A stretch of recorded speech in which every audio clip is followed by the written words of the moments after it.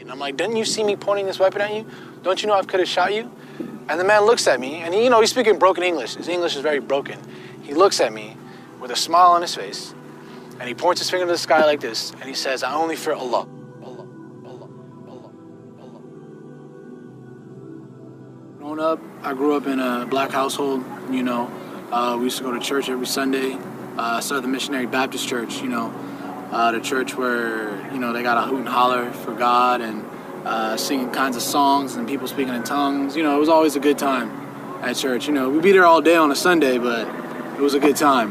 One summer, my mom put me on, she locked me down the whole summer. I couldn't leave the house. I was on punishment, And in doing that, stuck in the house, I didn't have much to do.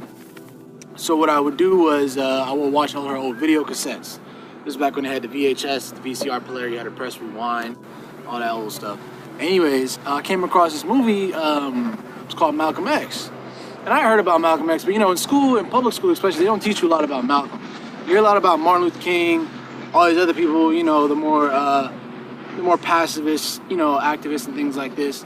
But I never really learned much about Malcolm X.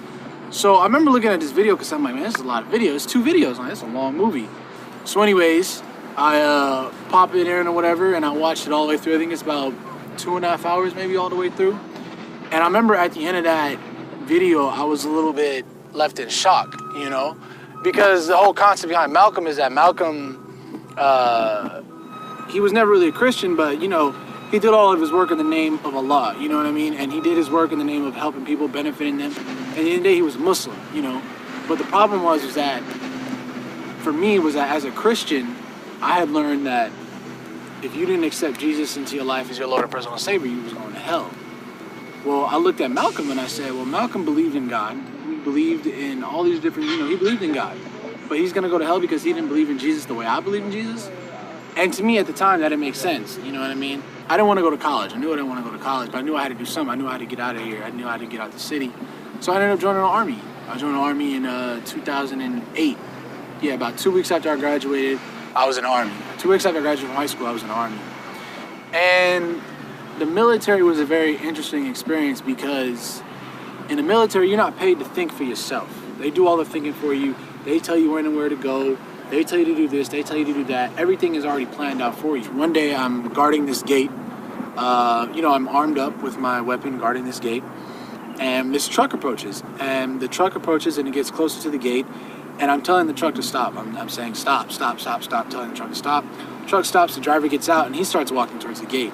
Well, I tell him, I say, you have to stop. I'm yelling at him, stop, stop, stop, stop, stop, stop. And the whole time he's coming at me, he has this smile on his face. So I'm thinking in my head, this man is crazy. This man is loony. He's out of his mind. I don't know what's wrong with him. Anyways, he continues to come closer and closer and closer. And by this time, I've pointed my weapon at him. I'm telling him I'm going to shoot and all this stuff. But something was telling me not to shoot. Something was telling me not to pull the trigger. So I didn't.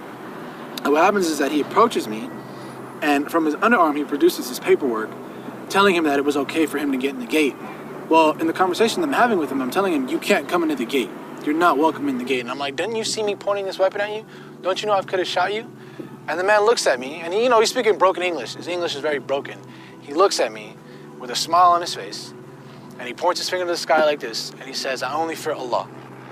And in my head, I'm like, all right, dude, whatever. You know what I mean? You got problems. You know what I mean?